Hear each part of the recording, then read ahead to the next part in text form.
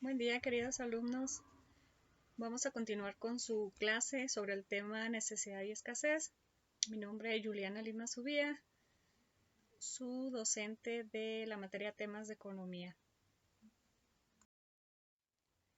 Muy bien, por ahí ya ustedes dieron un repaso al tema en su libro, entonces vamos a iniciar la explicación un poquito más a fondo para que tengan una mejor comprensión. Vamos a ver, el problema económico, lo comentábamos en la anterior clase, es qué se produce, cómo se produce y para quién se produce.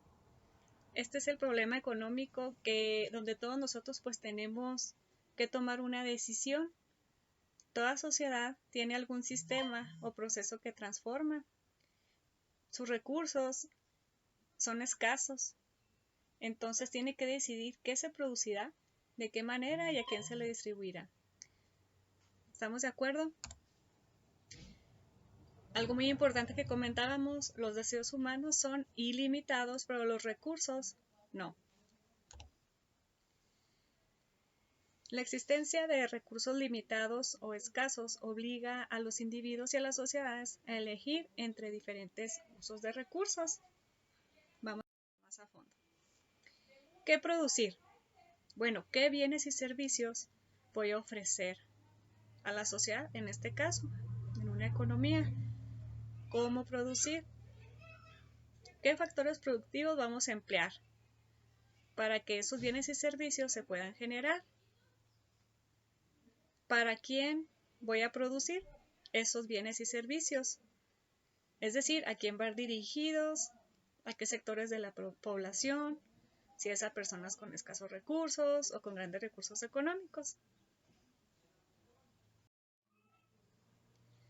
Los tres factores básicos de producción veíamos también en la anterior clase. Es tierra, es trabajo y capital. La mayor parte de la producción de bienes y servicios de un país pues corren a cargo de las empresas. Dice ahí de las empresas privadas. ¿Por qué empresas privadas? Bueno, como ustedes saben, las empresas hay de diversos tipos, lo estuvimos viendo en la clase anterior, con diferentes giros, diferentes sectores, primario, secundario, terciario. Privada se refiere pues porque son personas las que son los propietarios.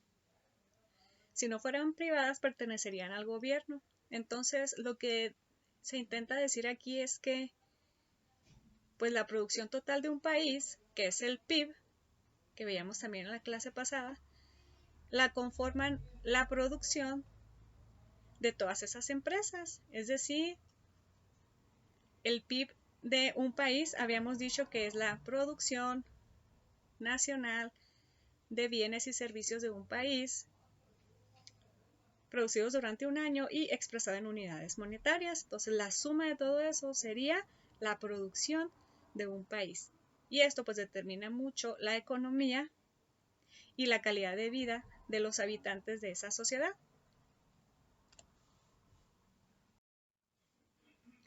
Bueno, vamos a ver algunos conceptos básicos que vamos a estar utilizando más adelante. El primer concepto es capital. El capital se refiere a los bienes producidos que se usan para la producción de otros bienes, como por ejemplo la maquinaria, las herramientas, ya lo habíamos visto en la clase pasada. Factores de producción se refiere a todos los insumos, es decir, las materias primas necesarias para el proceso de producción, para producir. También le podemos llamar recursos. Cuando nosotros decimos cuáles son los factores de producción, estamos hablando qué recursos se está utilizando. Producción, pues simplemente ya se refiere al proceso de transformación de los recursos, ¿sí? Que da como resultado bienes y servicios de utilidad. Vamos a poner el ejemplo de una aerolínea. Bueno, ¿cuáles son los recursos que necesita una aerolínea o qué factores de producción? Vamos a empezar: tierra, trabajo y capital. La tierra vendría siendo un ejemplo hipotético, las aeropistas, donde los aviones necesitan para aterrizar, o otro recurso que ellos necesitan para volar es el espacio aéreo. Ese vendría siendo el factor tierra, que serían los recursos naturales. El trabajo se refiere a todo el recurso humano que se requiere para la producción, en este caso para brindar un servicio de transporte como lo hacen las aerolíneas. Y ahí vemos al piloto, a los mecánicos, azafatas, etc. Y el capital, como dijimos, son los bienes producidos para producir otros. Por ejemplo, la flotilla de aviones, todos los aviones son bienes que alguien produjo, pero que yo los adquirí para producir más bienes. En este caso, se cobra el servicio prestado a los usuarios y se obtienen ingresos económicos.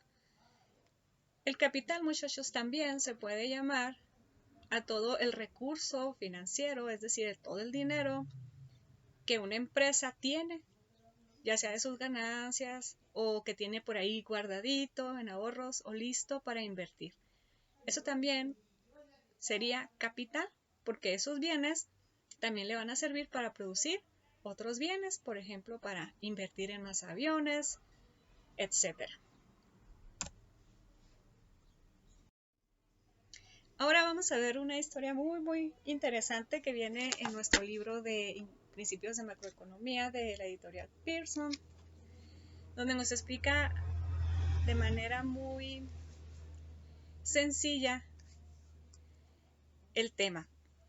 Vamos a ver, supongamos pues que hubo un accidente de una aerolínea, entonces hubo un primer sobreviviente que despertó por ahí como la película de Tom Hanks en una isla desierta.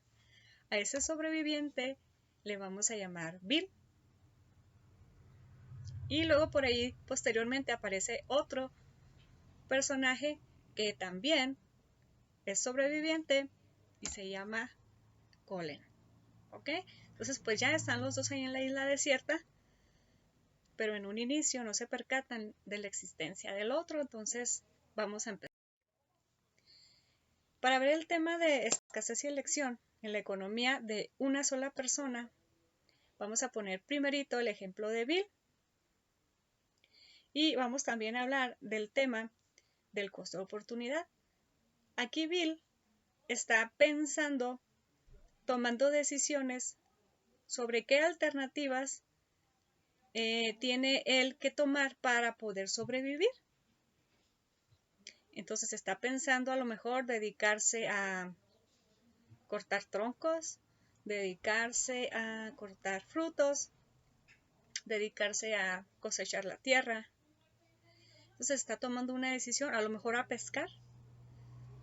El costo de oportunidad es la mejor alternativa que nosotros abandonamos por tomar otra alternativa, es decir, a lo que renunciamos al hacer una elección o tomar una decisión, se le llama el costo de oportunidad.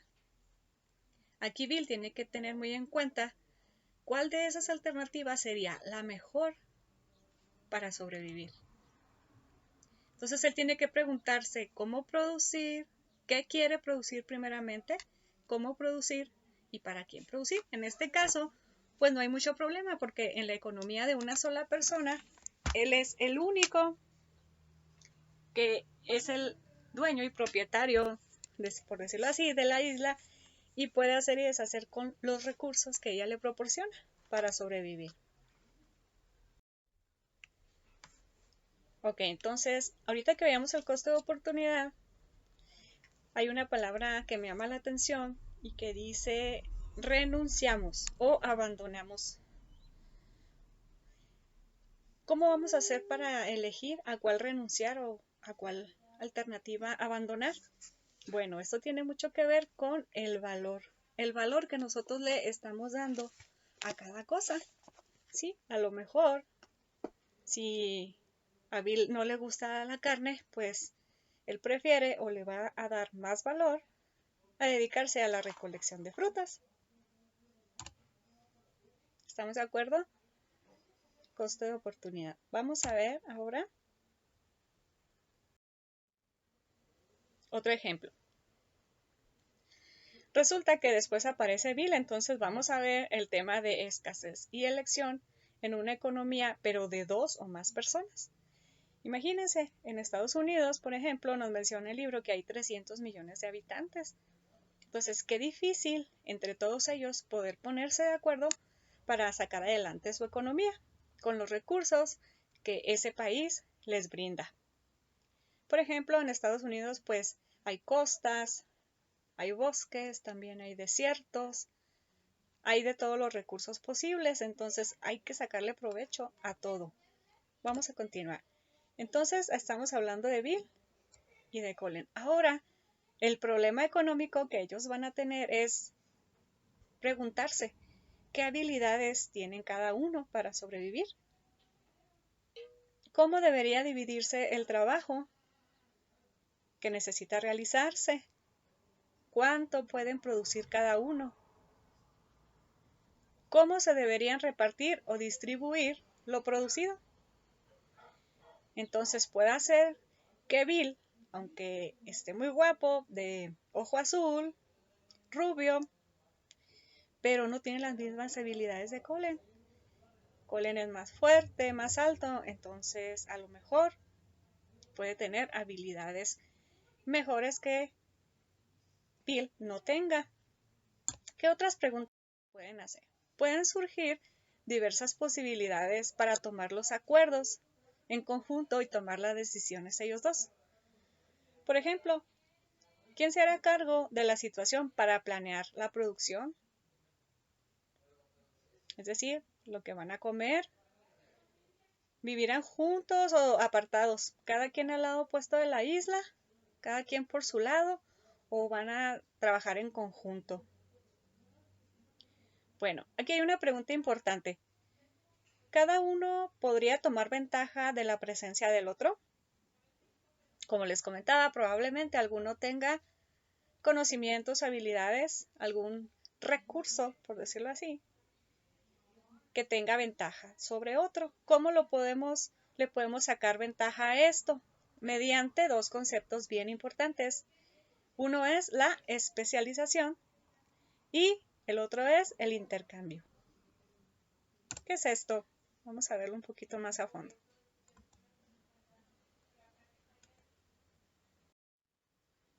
Bueno, primero, para poder entender especialización e intercambio, vamos a hablar un poquito más de lo que es eficiencia y eficacia con un leve ejemplo.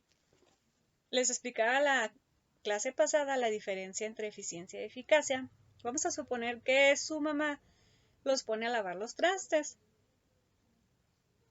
pero resulta que puede ser que yo los lave los trastes de muy mala gana. Y sí, pues terminé lavándolos, sí los lavé y mi mamá ya vio que los lavé. Entonces eso significa que fui eficaz porque cumplí con el objetivo de lavar los trastes. Mal que bien, pero pues los lavé. ¿Ok? ¿Pero a qué se refiere si yo lavo los trastes de una manera eficiente?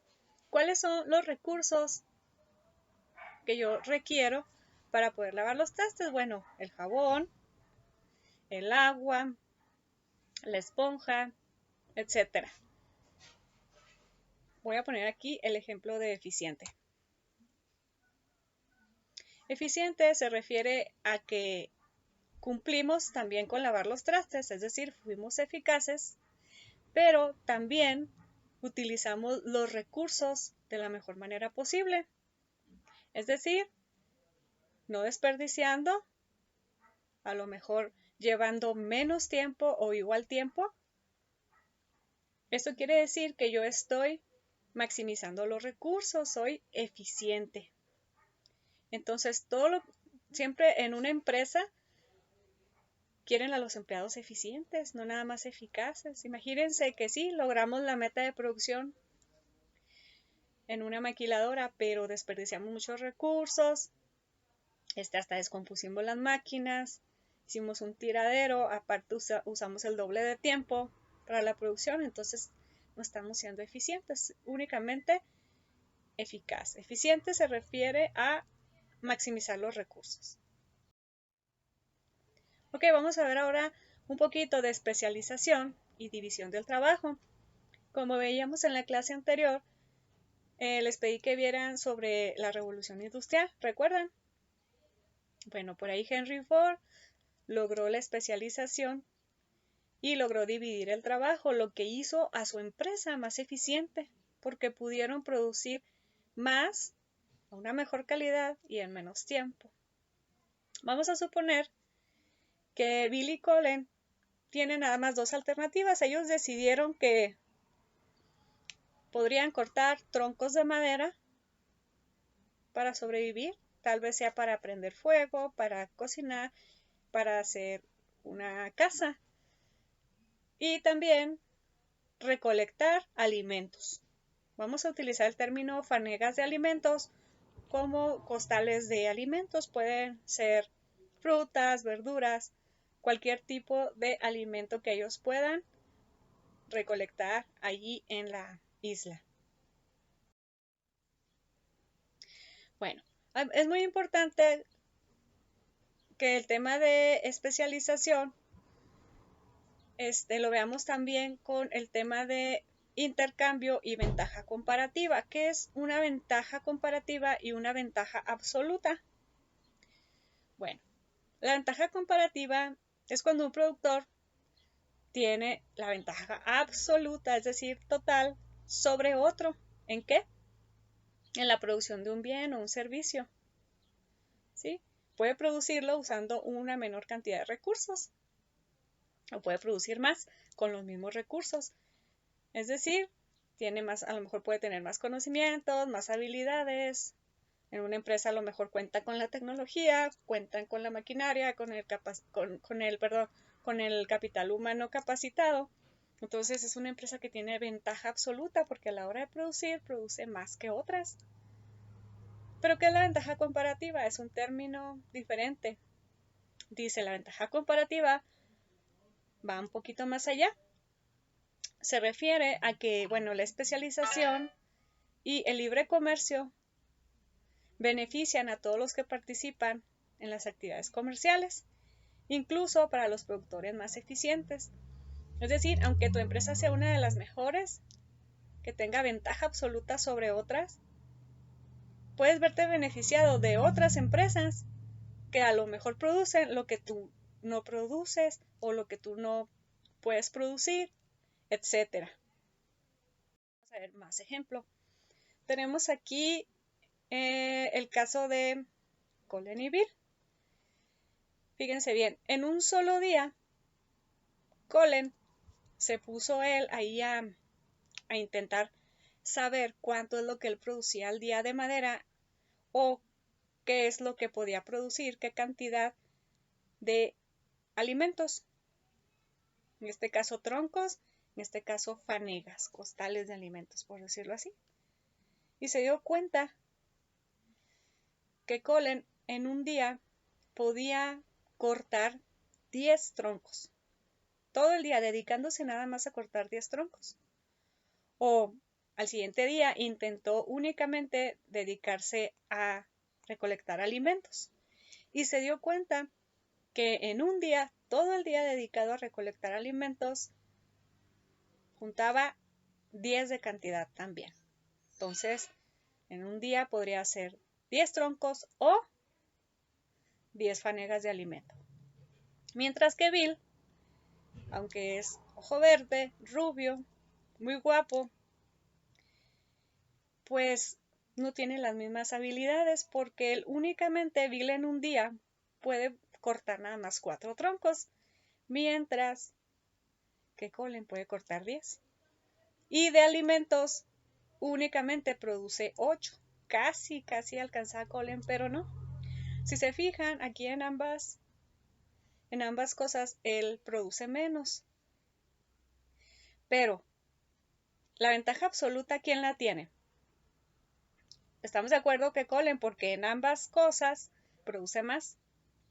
Pero la ventaja comparativa no la tiene Colin. La tiene Bill. ¿Por qué? Porque simplemente, por ejemplo, Bill, para producir 8 fanegas de alimento al día, puede, cortar esas 8 fanegas, pero también puede cortar 4 troncos. Entonces, para obtener las 8 fanegas adicionales de alimento, él debe abandonar la posibilidad de cortar 4 troncos. Por lo tanto, para Bill, el costo de oportunidad de 8 fanegas de alimento es de 4 troncos. Ahora, en cuanto a Colin, él puede producir 10 fanegas de alimento al día, o también puede cortar 10 troncos. Por lo tanto, abandona la posibilidad de obtener un tronco por cada fanega adicional de alimento. De este modo, para Colin, pues el costo de oportunidad de 8 fanegas de alimento sería de 8 troncos. Es decir, hay una relación de 1 a 1. Y Bill tiene una ventaja comparativa sobre Colin en la producción de alimento porque él deja de producir 4 troncos para obtener 8 fanegas. Entonces, si se fijan, hay una relación de 2 a 1 y una relación de 1 a 1. Otro ejemplo es, si Bill va a dejar de hacer las 8 fanegas de alimento, va a perder su costo de oportunidad, sería 4 troncos, mientras que Bill, si dejara de hacer 8 alimentos, perdería 8 troncos. Si se fijan, hay una diferencia de 4. Entonces el que pierde más, el que tiene más costo de oportunidad es Colin. Por lo tanto, el que tiene una ventaja comparativa, en este caso, sería Bill.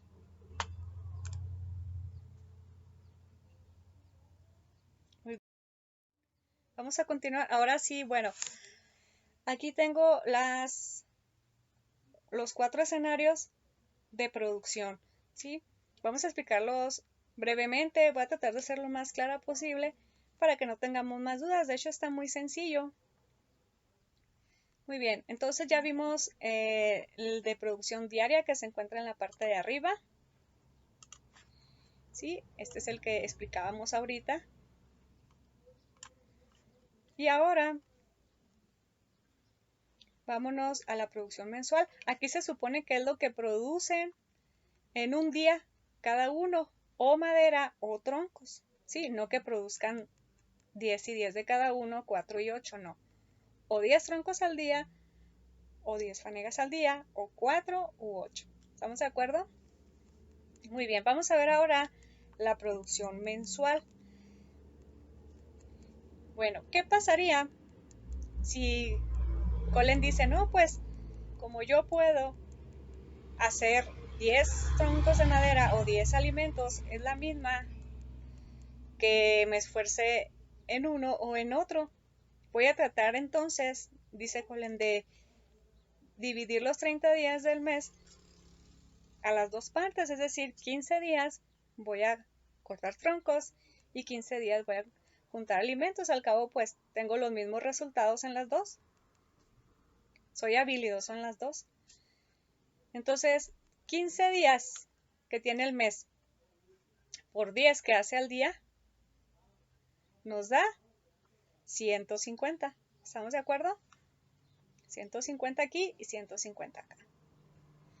Y Bill, pues no produce la misma cantidad que Colin, pero Bill puede dedicarse, por ejemplo, 20 días a cortar madera y troncos porque es donde produce menos. Si se fijan, produce 4 contra 8. Entonces, no, pues dice, voy a tener que, para poder emparejarme de las dos cosas, porque como no soy igual que Bill, él tiene las mismas habilidades, yo voy a tener que dedicarle más tiempo a lo que es troncos. Entonces, voy a dedicarle 20 días a cortar troncos. Si yo corto troncos por 20 días, voy a obtener 80 en un mes.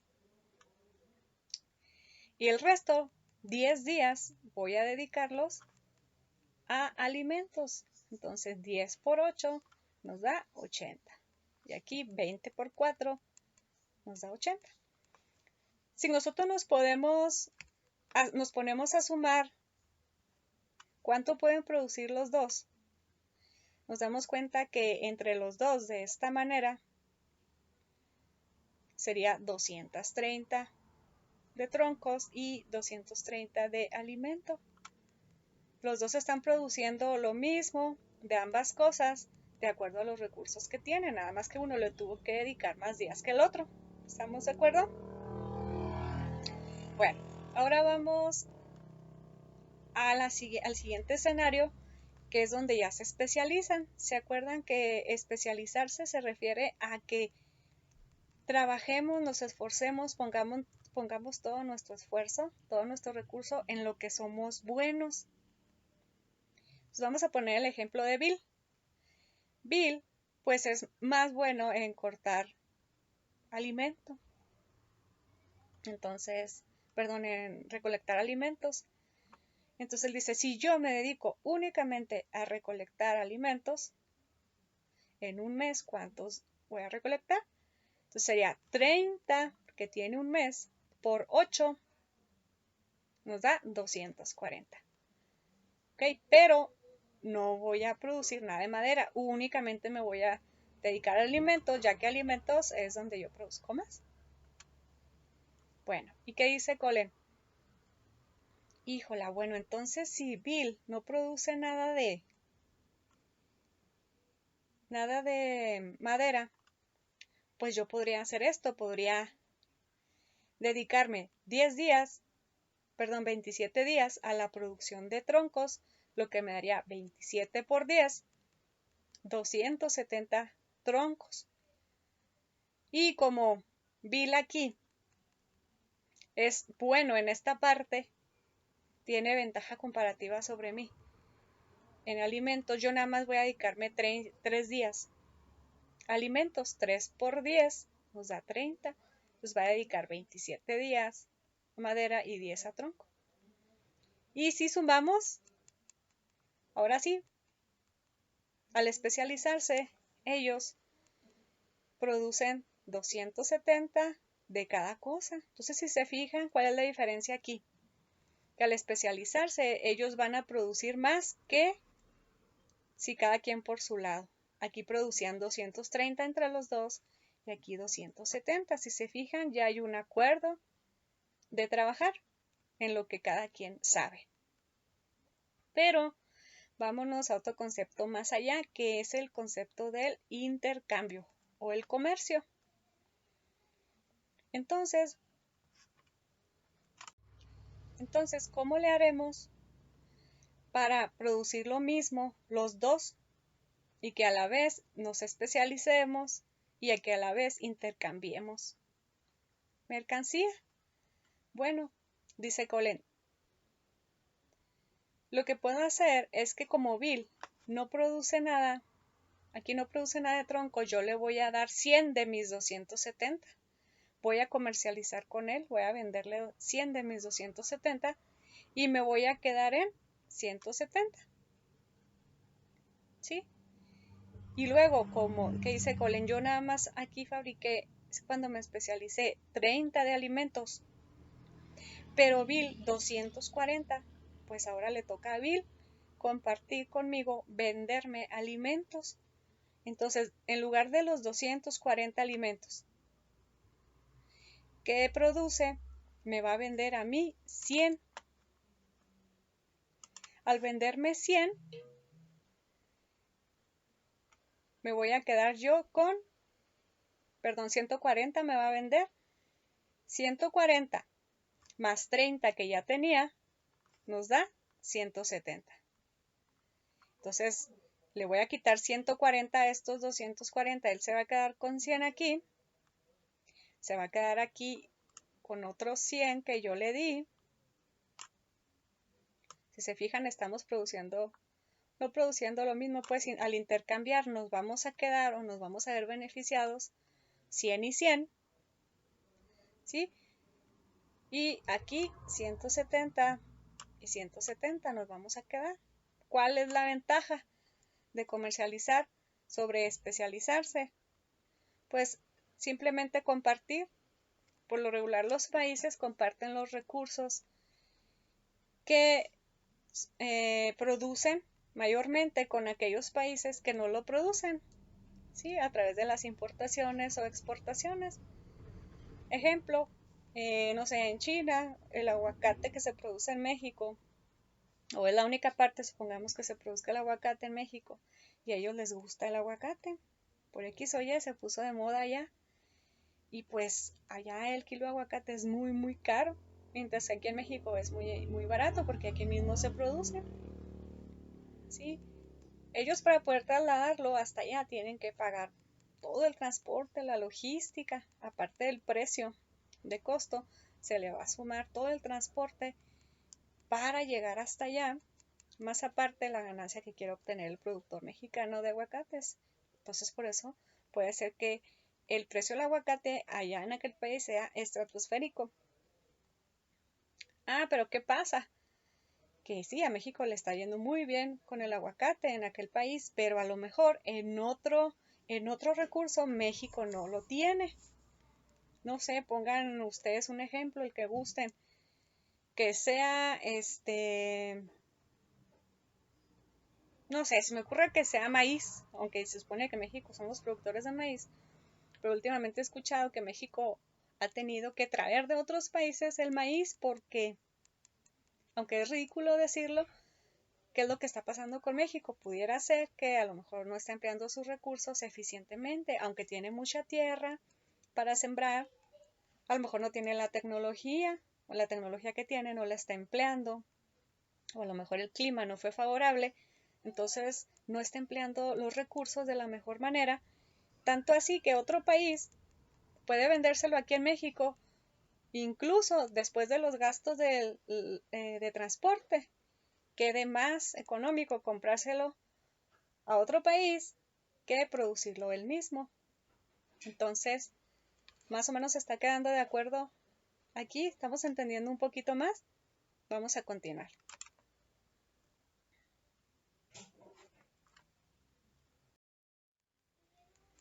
Bueno,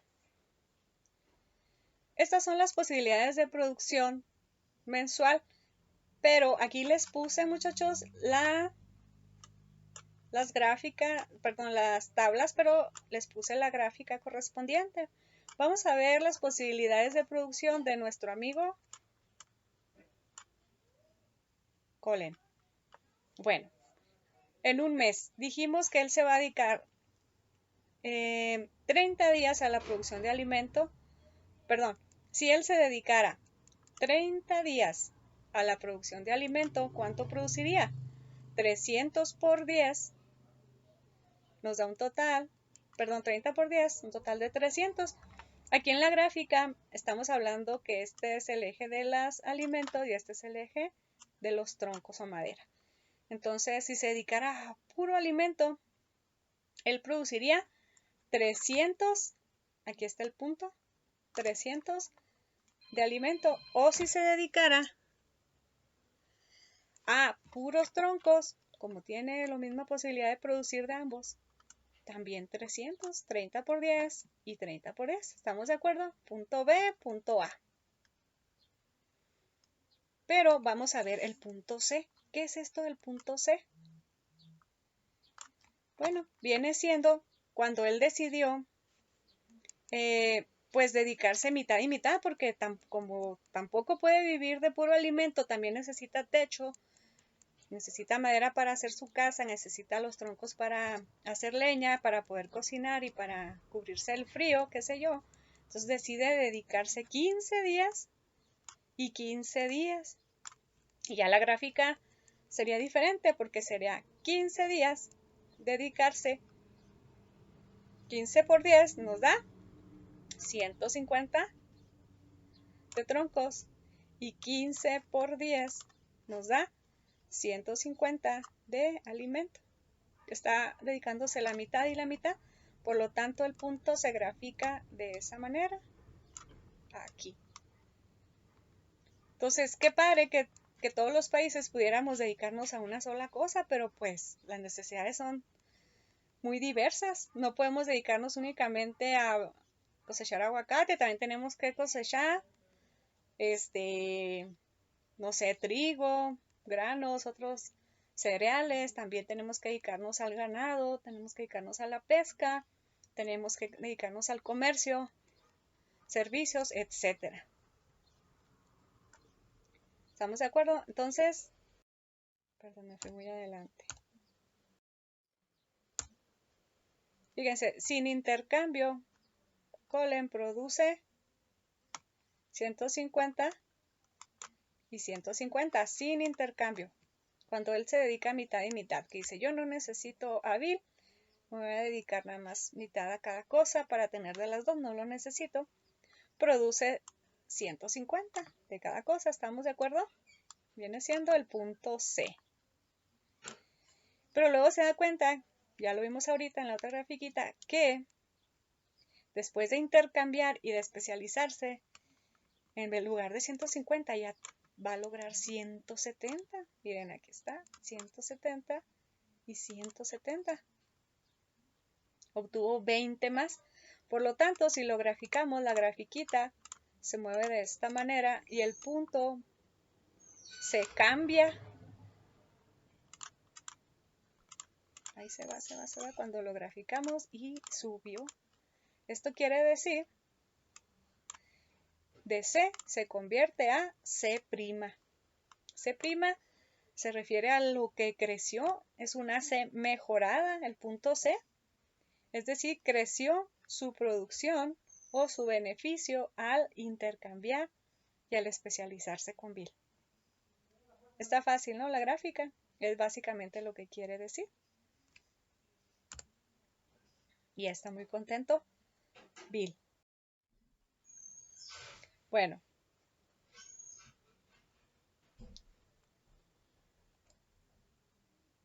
Creo que aquí los puse al revés, Bill y Cole en la foto. Bueno, ustedes no hagan caso. Ahora vamos a ver cómo Bill también obtiene más, así como lo hizo Colin, obtiene más, así como lo hizo Bill. Bueno, los dos obtienen. Aquí él producía únicamente, a ver, ¿qué pasó aquí? Bueno, voy a explicarlo de acá, porque no sé ya qué hice con tanta gráfica. Pero bueno, aquí era 80 y 80. Cuando él decidió trabajar por sí solo, 80 y 80 nos da el punto F. Pero cuando intercambia con Colin, Bill, en lugar de 80 obtiene 100. Fíjense. Y si lo graficamos, la F también crece y se convierte en ese punto. Ahora el punto está aquí. Esto quiere decir que es una F', le llamamos. Aumentó su beneficio. ¿Cuánto también? De aquí a aquí, de aquí a aquí. Aumentó 20 de alimento y 20 de troncos. Sí, está fácil, ¿no? Bueno, vamos a ver. Fíjense. Sin intercambio, producían 230. ¿Estamos de acuerdo? Cada quien por su lado trabajando. Cuando se especializaron, cada quien se dedicó a trabajar, a esforzarse en lo que más producían. Aquí, pues, Bill a alimentos y Colin a madera. Aunque sabemos que Colin podía hacer las dos cosas, pero no en la misma cantidad. Entonces, se decidió especializar en esto y Bill en esto. Bueno, aquí obtuvieron al especializarse 270 de cantidad de cada cosa. Fíjense cómo aumentó. Y con intercambio, es decir, cuando comerciaron, después de que se especializaron, ahora vamos a, ya que producimos mucho, porque nos especializamos, ahora vamos a compartir, yo te vendo lo que necesitas y viceversa, tú me vendes a mí. Sí, también produjeron 270, pero la ventaja es que obtuvieron lo que el otro puede producir con más habilidad y en lo que yo soy deficiente, pues me vi beneficiado. Esa es la ventaja de la especialización y del intercambio. Conclusión de este temita. La especialización y el libre comercio benefician a todos los que participan en las actividades comerciales, incluso para los productores más eficientes. Sí, incluso Colin se puede haber beneficiado de Bill. ¿Por qué? Pues porque Colin no puede dedicarse mucho a las dos cosas, sino que tiene que poquito de las dos y así sucesivamente. Entonces, si él pudiera hacer todo, de todas las cosas, pues no, tiene también sus recursos, como en este caso el tiempo. Esto lo dijo David Ricardo. ¿Quién es David Ricardo? Bueno, pues fue un notable economista que aportó la teoría de la ventaja comparativa. Ok, aquí les puse la gráfica de Ohio. Pusieron ellos la producción de maíz y trigo en Ohio y Kansas. Entonces, así la graficaron. Fíjense. Ellos produjeron de 700 de maíz y únicamente 100 de trigo en el punto A. Entonces, si lo graficamos, nos vamos todo por aquí. Y el punto quedaría aquí, el punto A. El punto B, 650, aquí estoy, por 200 de trigo. Por 200 de trigo, me voy. 650, el punto B quedaría aquí. Esta es una alternativa de producir 650 por 200, o esta es 700 por 100. ¿Qué será mejor? ¿Producir maíz o trigo? Bueno, pues dependiendo de los recursos. A lo mejor la tierra de Ohio es buena para el maíz y a lo mejor la de Kansas es buena para el trigo, en una situación hipotéticamente hablando. Ok, el punto C, 510.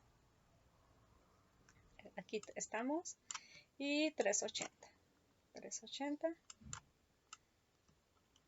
Ay, bueno, nada más para darnos una idea. ¿Sale? Aquí está. No puedo muy bien con el mouse, ahí disculpe. El punto D y así sucesivamente el punto E. Todas estas combinaciones, muchachos, nos arrojan esta curva al momento de graficar. Pero esta curva tiene un significado muy especial, un significado más amplio, que es lo que vamos a ver a continuación. A esta curva se le llama frontera de posibilidades de producción. ¿Por qué frontera? Porque esta línea hasta aquí es lo máximo que ellos pudieran producir con cada combinación que acabamos de mencionar. Ellos deben de decidir cuál punto, este o este o este, en la idea de que están empleando sus recursos de la mejor manera, que son lo más eficiente posible en cada uno, tanto en este, como en este, como en este, como en este y como en este. Vamos a ver un poquito más a fondo. Bueno, ¿qué sería? Entonces, si esta es la línea que me está marcando que es donde yo empleo el máximo, ¿qué hay entonces por debajo de esta línea? ¿Qué hay por debajo de esta línea? ¿Qué hay por debajo de esta línea? Ahí está. Hay ineficiencia. Quiere decir que cualquier punto, por ejemplo aquí, por ejemplo aquí, por ejemplo aquí, aquí, cualquier punto, cualquier combinación que esté por debajo de esta frontera, quiere decir que no se están empleando los recursos al 100 y hay ineficiencia. Mientras que la línea de producción es la línea de frontera de posibilidades de producción nos indica que hay eficiencia, se emplean en su totalidad los recursos. ¿Y qué pasa si hay un punto por acá, por afuera? ¿Qué pasaría si hay puntitos acá? ¿Ustedes creen que esto sea posible? ¿No? Estos puntos son inalcanzables.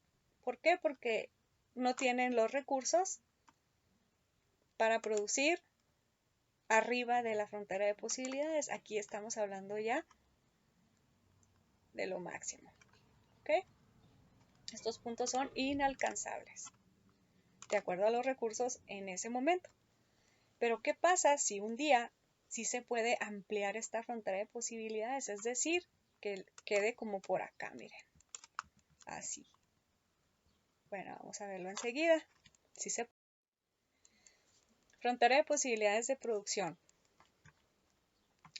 Bueno, hablando de un país, muchachos, por lo regular los países, los gobiernos son los que deciden en qué van a invertir para que su país se desarrolle económicamente lo mejor posible. Y muchos deciden invertir tanto en bienes de capital como en bienes de consumo. ¿Qué son los bienes de capital y de consumo? Ya los habíamos dicho, estos primeros son los bienes producidos que se usan para la producción de otros bienes. Ejemplo, maquinaria, herramienta, los edificios. Un edificio es un bien de capital porque se construye para que dentro se produzcan otros bienes. ¿Y qué son los bienes de consumo?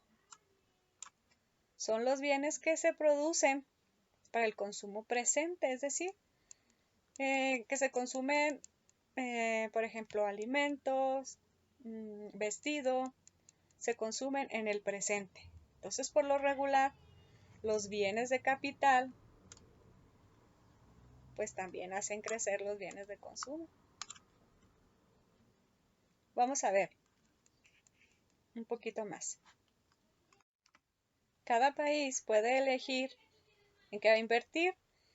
Ejemplo, aquí en esta situación hipotética estamos viendo que este país está invirtiendo 800 en bienes de capital y está invirtiendo 1100 en bienes de consumo. Y aquí, otro país, 550 y 1300. ¿Cuál es el costo de oportunidad? Aquí. Bueno, que al pasar de 800 a 550 de invertir de 800 y bajar a 550 también hay un costo de oportunidad en bienes de consumo porque pasa de 1300 a tan solo 1100. Este sería el costo de oportunidad de invertir en un bien y en otro.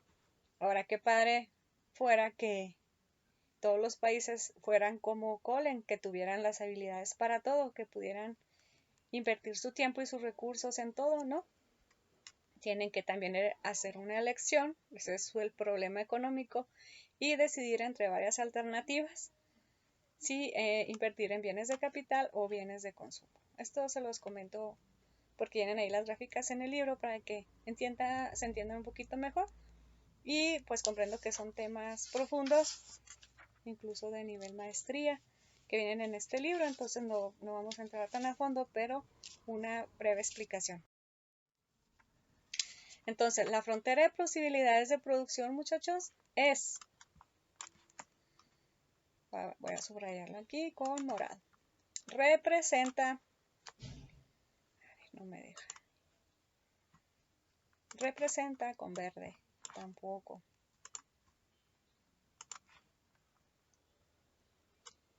Y ahora sí. No, muy bien, bueno. Nos dice el primer punto, la frontera de posibilidades de producción es la representación que nos muestra todas las combinaciones de bienes y servicios que se pueden producir si todos los recursos se usan eficientemente. ¿Estamos de acuerdo? Es una mezcla eficiente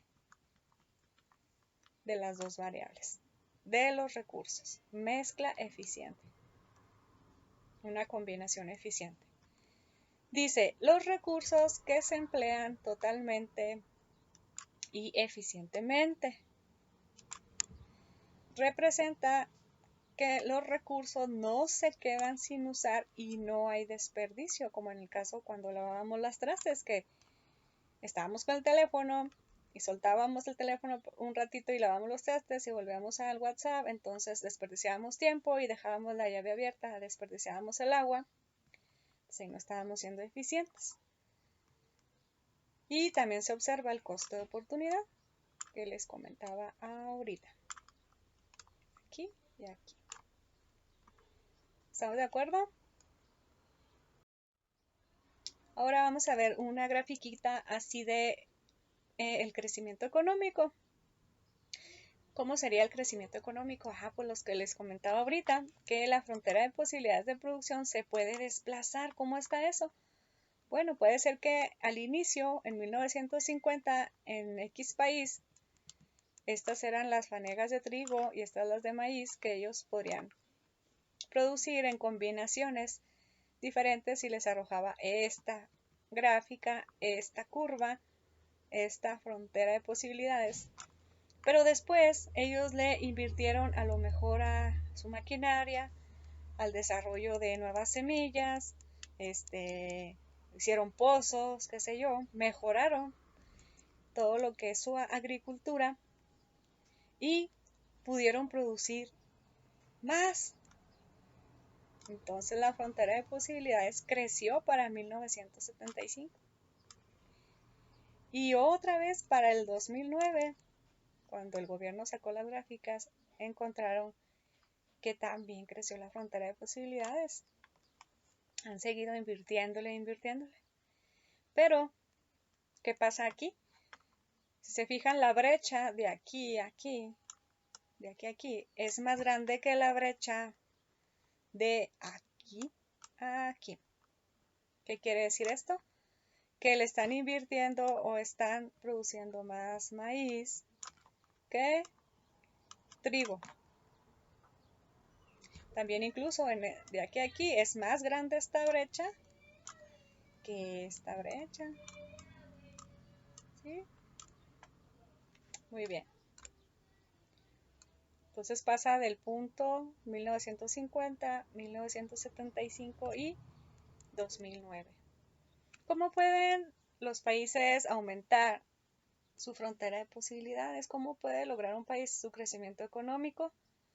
Bueno, pues apostándole a lo que deja a largo plazo, como es la educación, ¿verdad? La tecnología, el desarrollo tecnológico, la ciencia. Entonces, por eso es muy importante que un país le invierta en las escuelas. ¿Pero qué pasa si somos un país que no le interesa al gobierno en las escuelas, que nuestras escuelas están cayendo, que no están equipadas, que no tenemos libros, que no tenemos internet, que no tenemos todo el equipo que necesitamos? Pues los resultados de esos graduados van a ser menos, a diferencia que si tuvieran todos esos recursos para poder aplicar sus conocimientos, sus habilidades para beneficio de su país en un futuro, para que hagan crecer las empresas donde ellos van a trabajar. Conclusión. Dedicarle a la producción de bienes de capital es más fácil para los países ricos. ¿Por qué? ¿Por qué los bienes de capital es más fácil para los países ricos invertirle? Pues porque ya lo tienen, el capital, ya tienen dinero para comprar más maquinaria, para hacer más empresas, para invertir en desarrollo, invertir en tecnología, lo que los hace producir más bienes de consumo. Es decir, la sociedad donde ellos viven tienen productos y servicios que pueden adquirir de mejor calidad y mucha variedad. Entonces, los países pobres pues siempre están en desventaja porque precisamente son pobres y no tienen para invertir, lo que los hace más pobres. Bueno, y cuanto mayor se invierta en recursos de capital, más alta será la tasa de crecimiento económico. La variedad de productos y servicios en una sociedad industrial moderna supera todo cuanto se hubiera imaginado. Y también lo mismo sucede con la variedad de los trabajos. ¿Qué tiene que ver aquí los trabajos? Bueno, si en una sociedad, en una economía, hay muchos productos y muchos servicios, gran variedad debido a su desarrollo económico, hay muchas empresas que ofrecen muchos productos y servicios diferentes, especializados, pues se va a necesitar el recurso humano que produzca esos bienes y servicios, que a su vez pues tiene también que ser muy variado. Por eso ahora encontramos carreras profesionales muy especializadas, encontramos médicos muy especializados en ciertas áreas, en ciertas ramas, gracias a esto. Y